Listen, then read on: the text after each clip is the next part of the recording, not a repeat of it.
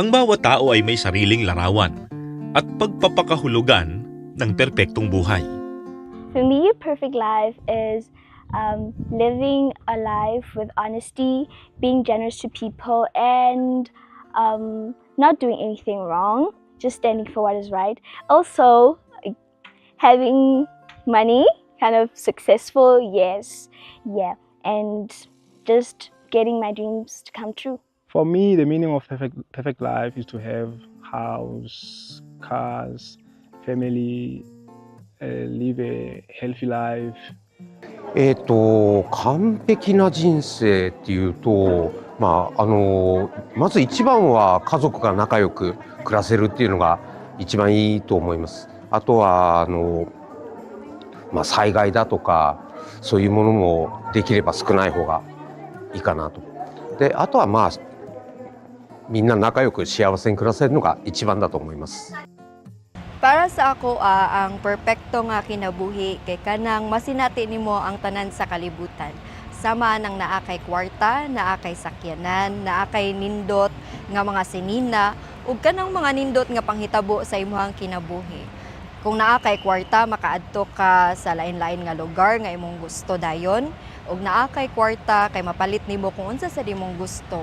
Og kanasang perpekto nga kinabuhi kay dili na ka magunahon na kung unsay wala nimo, kundi kay kung unsa nga butang ang gusto nimo makuha ra nimo dayon. Ang perpektong pamumuhay is yung financially stable ka na. Yung tipong wala ka nang iniisip na gastusin. Yung tipong gusto mong bumili ng sasakyan, nabibili mo na lang ito agad.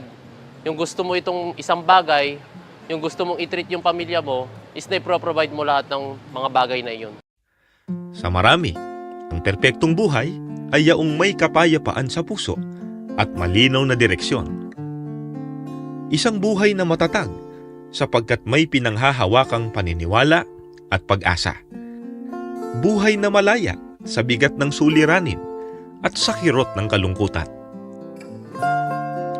Ngunit kadalasan, ang perpektong buhay ay inilalarawan bilang buhay na wala ng pagdurusa, wala ng luha, at wala ng kamatayan. Sa huli, nananatili ang tanong, mayroon nga bang ganitong uri ng buhay? Posible nga bang makamtan ang isang perpektong buhay? Mga kaibigan, welcome po sa programang Ang Iglesia ni Cristo. Sa pagkakataon po ito, ang makakasama po natin ay ang kapatid na Jerry Lapira. Kapatid na Jerry, magandang araw po sa inyo. Magandang araw po kapatid na Jerry at mga ginigiliw po naming mga taga-subaybay. Pinakahangad po namin na lubos ninyong pakinabangan ang gagawin nating pagtalakay. Kapatid na Jerry, mayroon lang tayong babanggitin muna sa ating mga taga-subaybay. Pareho po kasi kaming Jerry po ang pangalan para wag pong magkaroon ng kalituhan.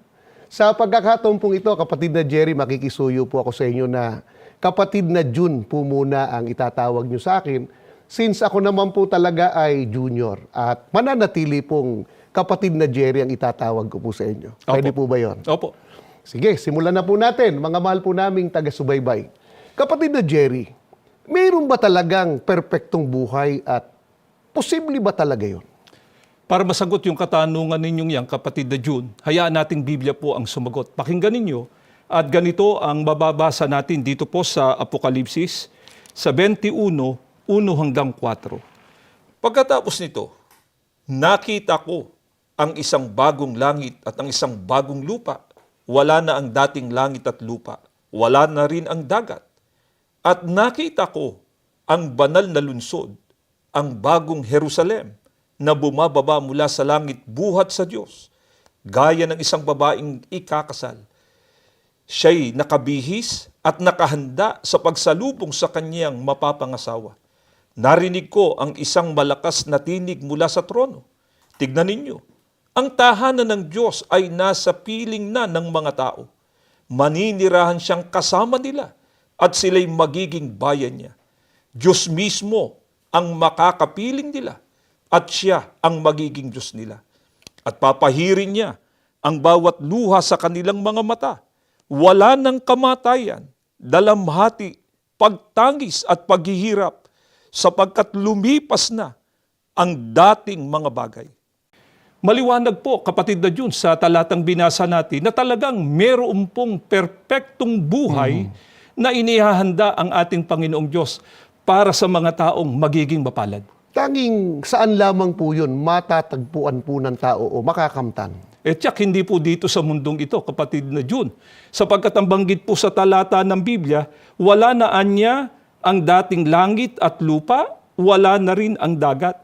Lilikha ang ating Panginoong Diyos ng bagong langit at isang bagong lupa. Ito nga po ang bayang banal. Bakit po natin natitiyak na perpekto nga ang buhay po doon? Sapagkat lahat po ng pinanggagalingan, ng kalungkutan, Opo. hirap ng tao dito sa mundong ito, doon po sa inihahanda ng ating Panginoong Diyos na tahanan, ito ang bayang banal, wala na anya ditong pagtangis, dalamhati, paghihirap. Lahat ng mga yan ay lumipas na. At higit po sa lahat, kapatid na Jun, doon po sa bayang banal, wala na pong kamatayan. Ano pa ang sinasabi po ng banal na kasulatan tungkol po sa perpektong buhay na tanging sa bagong langit at bagong lupa lamang matatamo po ng tao? Ganito po ang pagtuturo sa atin ng banal na kasulatan dito po sa Isaias 65:17 hanggang 19. Mataman ninyo ngayong bigyang pansin. Ako ay lumilikha ng mga bagong langit at ng bagong lupa. Lahat ng naunang mga bagabag, kaguluhan at kirot ay mga bagay na lumipas na. Dapat nang kalimutan. Tumingin kayo sa hinaharap ng may kagalakan. Umasa kayo sa aking nililikha. Aking lilikhain ang Jerusalem na gaya ng lubos na kagalakan. Aking lilikhain ang aking bayan na gaya ng dalisay na kasiyahan. Ako ay magagalak sa Jerusalem, masisiyan sa aking bayan. Wala ng mga ingay ng pagluha sa lungsod, walang mga pag-iiyak, dahil sa labis na pagtitiis o paghihirap.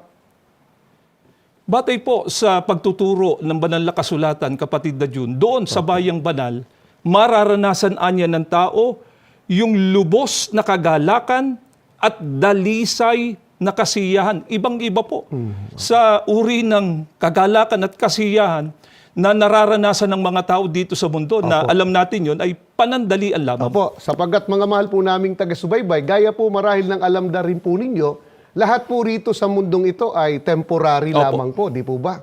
Ngayon ay masaya ka, di ka sure, baka bukas, malungkot ka na naman. Di ba ganyan po ang cycle ng ating buhay dito po sa mundo? Opo. Kaya dahil diyan, kapatid na Jerry, ano po ang itinuturo ng mga apostol tungkol po sa perpektong buhay na naroon po sa bayang banal? Ganito po ang pagtuturo ni Apostol Pablo dito po sa kanyang sulat sa mga Kristiyanong taga-Kolosas sa 3:1 hanggang 2. Ganito po ang maliwanag na mababasa natin. Kaya sikapin ninyong makamtan ang mga bagay na nasa langit, kung saan naroon si Kristo na nakaupo sa kanan ng Diyos. Doon ninyo ituon ang isip nyo at hindi sa mga makamundong bagay. Batay po sa pagtuturo, kapatid na Jun, ni Apostol Pablo, sikapin anya nating makamtan ang mga bagay na naroroon sa langit. Doon anya natin ituon ang ating isip. Pagka po sinabing sikapin, kapatid na Jun, talagang kahit mamumuhunan ka ng sakripisyo, pagod, gagawin mo. Dahil sa paghahangad mo na mata mo yung karapatan para makapanirahan doon po sa langit. Opo, para matamo yung perpektong buhay. Opo. Pero teka muna, kapatid na Jerry, hindi ba't yan naman talaga ang gusto po ng tao? Opo. Kaya nga ang tao ay nagre-relihiyon. Di po ba, mga mahal po naming taga-subaybay? Maging kayo po, wala naman po sigurong nagre-relihiyon, pero hindi niya gusto yung buhay na walang hanggan o hindi niya hangad na makarating po doon sa bayang banal. Bilang katunayan, panoorin po ninyo ito. Marami ang nagsasagawa ng pagre-relihiyon. Sa paniniwalang, hindi lamang ito nagsisilbing gabay sa moralidad at pag-uugali, kundi sa paniniwalang ang pagre-relihiyon ay isang mahalagang institusyong humuhubog sa kabuuan ng pagkatao. Sa pamamagitan ng mga doktrina, aral at paniniwala sa inaanibang relihiyon, ay nagkakaroon ng tao ng pamantayan sa pagkilala ng tama at mali. Sa pamamagitan ng relihiyon, ay natututo ang tao na umiwas sa kasamaan at isabuhay ang kabutihan. Nagbibigay din ang relihiyon ng pag-asa sa gitna ng pagdurusa. Sa pagre-relihiyon ay may pagtitiis o sakripisyo sapagkat may layunin na makamit ang gantimpala. Naniniwala ang marami na ang relihiyon ay daluyan tungo sa inaasam na kaligtasan. Kaligtasan hindi lamang sa pisikal na panganib, kundi sa espiritual na kapahamakan. Iyon ay ang isang perpektong buhay doon sa kalangitan. Mga kaibigan, ang napanood po natin ay halimbawa lamang ng iba't iba pong mga paraan ng tao sa pagsasagawa po ng pagrerelihiyon o paglilingkod na ipinatutungkol po sa Diyos sa layuning makarating sa langit o kaya ay magtamo po ng perpektong buhay. Subalit kapatid na Jerry, ang mahalagang tanong, kung ba ang tao ay nagrerelihiyon? Magtatamo na siya ng perpektong buhay. May assurance na ba siya na makakamit niya yon? Hindi po, sapagkat ang pagkakaroon ng assurance Opo. sa tao para makapasok doon sa kaharian ng langit ay dapat na nakabatay sa mga katotohanan na nakasulat po dito sa banal na kasulatan. Kaya dapat Biblia po ang pagbatayan ng tao para matiyak niya na meron siyang assurance talaga na makapapasok siya doon sa kaharian ng langit. Ano po katunayan po sa Biblia? Hayaan natin ang ating Panginoong Sukristo po ang sumagot dito po sa Mateo 7:21 hanggang 23. Ay ganito po ang pagtuturo mismo ng ating Panginoong Sukristo. Pakinggan po ninyo. Hindi ang bawat nagsasabi sa akin, Panginoon, Panginoon, ay papasok sa kaharian ng langit, kundi ang gumaganap ng kalooban ng aking Ama na nasa langit. Marami ang mga nagsasabi sa akin sa araw na iyon, Panginoon, Panginoon, hindi baga nagsipanghula kami sa iyong pangalan at sa pangalan mo'y nangagpalayas kami ng mga demonyo at sa pangalan mo'y nagsigawa kami ng maraming gawang makapangyarihan? At kung magkagayo ipahahayag ko sa kanila, kailan may hindi ko kayo na nakilala, magsilayo kayo sa akin, kayong manggagawa ng katampalasanan. Sa pahayag pong ito ng ating Panginoong Sukristo, kapatid na Jun, ay tiniyak niya na hindi anya lahat ng tumatawag sa kanya ng Panginoon, Panginoon ay makapapasok sa kaharian ng langit. Pagka po sinabing tumatawag ng Panginoon sa ating Panginoong Sukristo, ang katumbas na rin po nun ay naglilingkod sila. Opo, nagre-relihiyon din po. Opo. At kapag ka sinabing hindi po makapapasok sa kaharian ng langit, mga kaibigan, ang katumbas po nun, hindi po magtatamo ng perpektong buhay. Opo. Bakit po sinabi yun ng ating Panginoong Sukristo? Sapagkat meron pong hinahanap ang ating Panginoong Sukristo doon sa mga taong papapasukin niya sa kaharian ng langit. Ano po ang hinahanap ng ating Panginoong Sukristo? Ayon sa ating Panginoong Sukristo, dapat naganapin anya ng tao kung ano po ang kalooban ng ating Panginoong Diyos. At nais lang natin ipapansin, kapatid na Jerry, binanggit din sa binasa po ninyo kanina na yung mga naglilingkod nga at nagre-relihiyon, hindi lang basta't naglingkod. Opo. Ginagamit pa po ang pangalan ng ating Panginoong Sukristo para magawa yung mga hindi pangkaraniwang gawaing paglilingkod. Opo, nagpapalayas ng demonyo sa Opo, pangalan sa ng mga ating espiritu. Panginoong Sukristo, gumagawa ng mga himala sa pangalan din ng ating Opo. Panginoong Sukristo. At sa layunin po kasi at buo ang pag-asa po nila na dahil sa mga yon, makapapasok nga po sa langit o magtatamo ng perpektong buhay. Pero tiniyak ng ating Panginoong Sukristo, ang papapasukin lang sa kaharian ng ating Panginoong Diyos, yung gumaganap ng kalooban ng ating Panginoong Diyos. Bakit po kailangan pang ganapin ang kalooban ng ating Panginoon Diyos? Hindi ba pwedeng basta't gusto mong makapasok doon, gusto mo ng perpektong buhay, ay tama na po yun?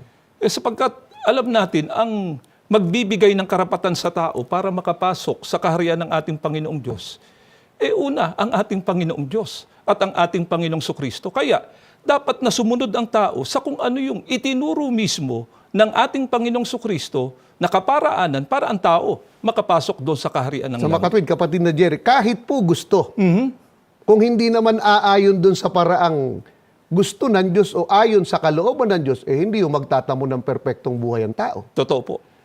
Alin po yung kalooban po ng Ama na dapat ganapin po ng tao para matamo niya yung perpektong buhay? Si Apostol Pablo po ay mayroong ganitong pagtuturo dito po sa kanyang unang sulat kay Timoteo sa 2:3 hanggang 4 ay ganito ang maliwanag na pagtuturo po sa atin. Ito'y mabuti at nakalulugod sa paningin ng Diyos na ating tagapagligtas, na siyang may ibig, na ang lahat ng mga tao'y mangaligtas at mga kaalam ng katotohanan. Batay po sa pagtuturo ni Apostol Pablo, ay gusto talaga ng ating Panginoong Diyos na ang tao ay magtamo po ng kaligtasan. Ayaw ng ating Panginoong Diyos na mapahamak ang tao. Gusto po ng ating Panginoong Diyos na makapiling ang mga tao doon sa bayang banal o sa langit. Gusto ng Diyos na mataglay po o matamo ng tao yung perpektong buhay po. Opo. Subalit, para matamo yun ng tao, ay may kinakailangan siyang malaman. Kung ano po yung dapat na malaman ng tao, ang banggit sa talata ng Biblia, yun anyang katotohanan. Alin po yung katotohanan na napakahalaga po nun na malaman po yun ng tao kasi yun din ang kalooban po ng Diyos upang ang tao ay magtamo po ng perpektong buhay, katumbas po ay magkaroon ng kaligtasan. Ang Panginoong Sukristo po ay may ganitong pagtuturo. Mababasa po natin yan dito po sa Juan 17 at 9 ay ganito ang maliwanag na mababasa po natin. Kaya't muling nagsalita si Jesus, buong katotohanan ng sinasabi ko sa inyo. Ako ang pintuan ng kulungan ng mga tupa. Ako ang pintuan. Ang sino mang taong pumasok sa loob ng kawan sa pamamagitan ko ay maliligtas.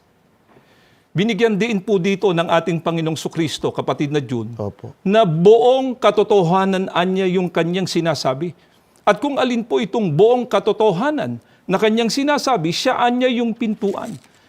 Kung ano ang dapat pong gawin ng tao sa kanya bilang pintuan, ang sabi niya, ang sino mang taong pumasok sa loob ng kawan sa pamamagitan niya ay tiniyak po ng ating Panginoong Sukristo, sila ay maliligtas. Nais lang nating ipapansin, kapatid na Jerry, sa ating pong mga taga-subaybay, hindi po sinabi na para matamo po yung kaligtasan o perpektong buhay ay sumampalataya lamang sa ating Panginoong Sukristo. May perpektong buhay na o kaligtasan. Wala pong ganung Wala sinabi.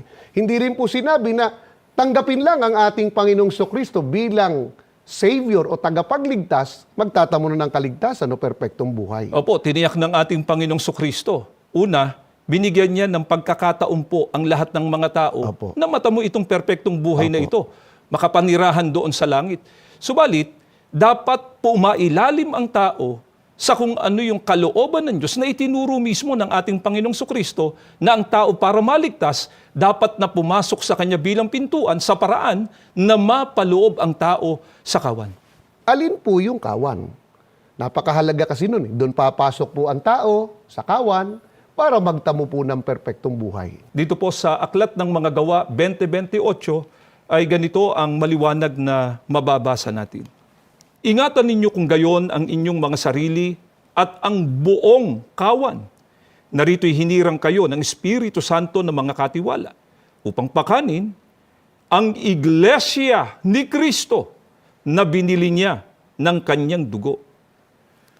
Maliwanag po, batay sa pagtuturo ng banal na kasulatan, ang kawan siya ring iglesia ni Kristo. Kaya para ang tao ay magkaroon ng karapatan para makapasok doon sa kaharian ng langit, hindi po maiiwasan ng tao ang pagpasok o pag-anib sa tunay na iglesia ni Kristo. Ano po ang katunayan na ang iglesia ni Kristo nga ang makararating po doon po sa langit? May ganitong pagtuturo naman si Apostol Pablo sa Hebreo 12, 22 hanggang 23, pakinggan po ninyo. Subalit kayo ay nakarating na sa katotohanan. Narito ay nakatutok lamang ang mga simbolo sa bundok ng Sion, ang bagong Jerusalem, ang makalangit na lunsod ng Diyos na buhay, at kayo ay bahagi ng lunsod na yon. Nakisama kayo sa milyong-milyong mga anghel na nagdiriwang sa harapan ng Diyos sa makalangit na santuaryo, ang tunay na iglesia ni Kristo na ang mga pagkakakilanlan ay nakaimbak sa langit, kayo ay nakarating na sa Diyos. Batay po sa pagtuturo ng banal na kasulatan, yun anyang mga tao na kasama na maninirahan doon sa lungsod o sa bayang banal, sila anya yung mga kaanib sa tunay na iglesia ni Kristo. Kaya tiyak na tiyak po, kapatid na June, na ang mga taong makararating doon sa bayang banal, makararanas ng perpektong pamumuhay, ay ang mga kaanib po sa Iglesia ni Kristo. Mga mahal po naming taga-subaybay, ito pong pinag-aaralan natin, hindi po namin ito sariling turo o aral. Yan po ay aral at pagtuturo na nakasulat po sa Biblia. Binasa nga po sa atin ng kapatid na Jerry. Kapatid na June at mga minamahal po naming mga taga-subaybay, pinakahangad po namin na kayo man po ay magtamo ng ganitong matibay na pag-asa sa pagkakamit ng perpektong buhay. Kaya hindi po kami nagsasawang anyayahan kayo. Magsuri po sa mga aral na sinasampalatayanan namin dito po sa Iglesia ni Cristo. Nawa po ay nakatulong po sa inyo ang episode na ito ng programang Ang Iglesia ni Cristo, lalo na po sa ginagawa po ninyong pagsusuri. At lagi po naming pinakahangad na matupad po sa ating lahat ang napakabanal na hangarin ng ating Panginoon Diyos, na ang lahat po ng tao ay mga kaalam ng katotohanan at mga ligtas, kagaya po ng isinasaad sa unang Timoteo 2:3 hanggang 4. Bago tayo magwakas sa ating pagtalakay, inanyayahan po namin kayo, samahan po ninyo kami sa isang panalangin. Panginoon na aming Diyos, maraming salamat po sa iyo, Ama. Amen. Pinatnubayan mo po kami sa ginawa naming pagtalakay. Opo. Lagi po naming ipinagmamakaawa sa iyo. Makatulong nawa ang programang ito upang magabayan po ang aming mga taga-subaybay Opo. sa ginagawa pong pagsusuri. Magawa po ang tamang pagpapasya upang magtamo po ng perpektong buhay. Ito po ay sa paraang makasama po namin sila maging kaanib sa tunay na iglesia ni Kristong ito. Pagpalain mo po ang kabuuan ng Iglesia ni Kristo Opo. sa pangunguna po ng aming pinakamamahal na tagapamahalang pangkalahatan. Opo. Hinihiling po namin ang lahat sa pangalan po ng aming Panginoong Hesukristo. Amen. Amen.